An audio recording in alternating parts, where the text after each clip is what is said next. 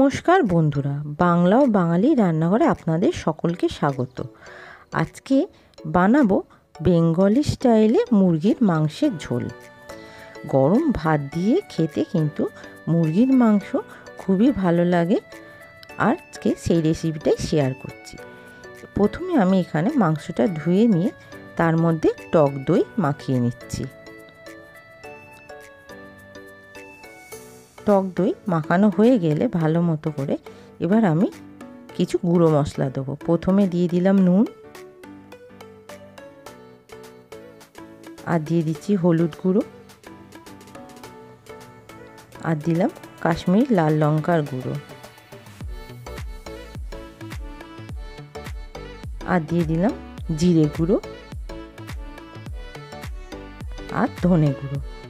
এখানে যা মশলা দিয়ে দিয়েছি এটাই দিয়ে দিয়েছি, আর কিন্তু আমি কোনো রকম মশলা দেবো না। আর দিয়ে দিচ্ছি চিনি আর একটু সর্ষের তেল। এবার সবগুলোকে ভালো করে মুরগি মাংসের সাথে মাখিয়ে আধ ঘন্টার জন্য ম্যারিনেট করে রেখে দেবো।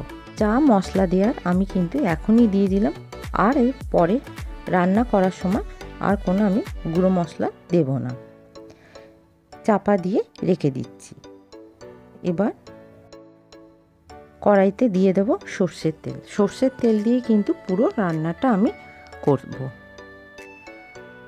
আর ভেজে নেব বড় বড় সাইজে কেটে রাখা আলু। বেঙ্গলি মাংসের ঝোল রান্না করতে গেলে কিন্তু আলু মাস্ট। আলু ছাড়া কিন্তু মাংসের ঝোল ভালো লাগে না।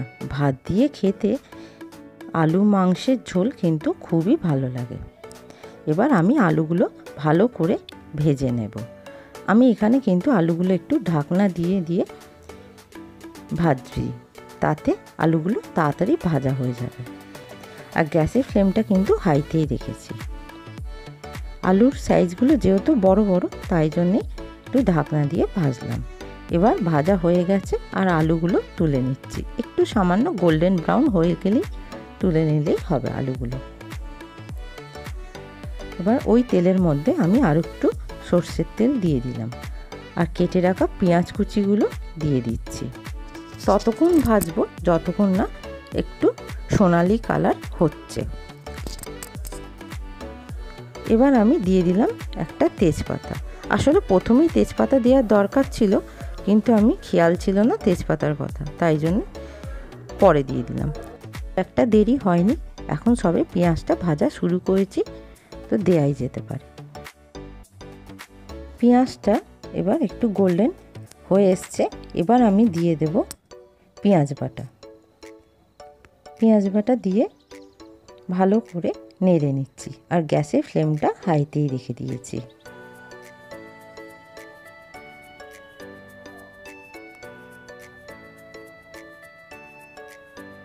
এবার আমি দিয়ে দেব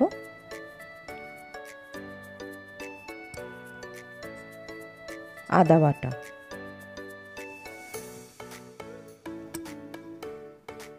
আদা বাটাটা দিয়ে পেঁয়াজের সাথে নেড়ে নিচ্ছি।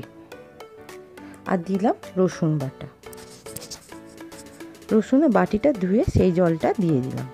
একটু শুকনো শুকনো হয়ে গেছিলো বলে তাতে রান্নাটা ভালো মতো কষানো যাবে, তাই জন্যে একটু বাটিটা ধুয়ে দিয়ে দিলাম। এবার আদা রসুনটাকে ভালো করে কষে নেব যতক্ষণ না তার কাঁচা গন্ধ চলে যায়। আদা রসুনের কাঁচা গন্ধটা চলে গেছে। এবার দিয়ে দিলাম টমেটো পেস্ট। টমেটো পেস্টটা দিয়ে ভালো করে নেড়ে নিচ্ছি আদা রসুনের সাথে।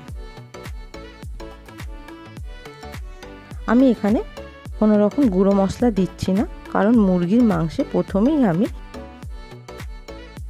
গুঁড়ো মশলা দিয়ে দিয়েছিলাম, তাই এখন আর দেব না। এবার আমি দিয়ে দেব ম্যারিনেট করা মাংসটা।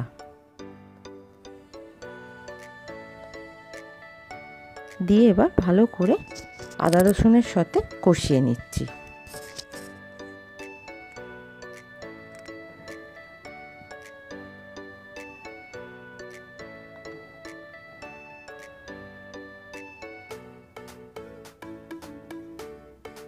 যত ভালো মাংস কষানো যাবে তত কিন্তু তার টেস্টও হবে।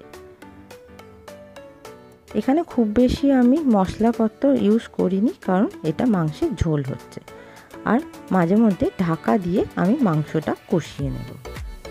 ঢাকা দিয়ে কষালে মাংসটা কিন্তু তাড়াতাড়ি সেদ্ধও হয়ে যায়, সময়টাও অনেক কম লাগে।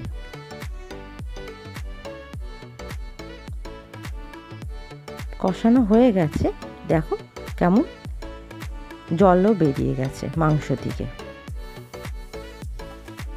আমি কিন্তু এখানে কোনো রকম জলও ইউজ করিনি এখনো পর্যন্ত। এবার আমি দিয়ে দেবো আলুগুলো, ভিজে তুলে রাখা আলুগুলো দিয়ে দিলাম। দিয়ে আলুগুলোর সাথেও একটু নেড়ে নিচ্ছি।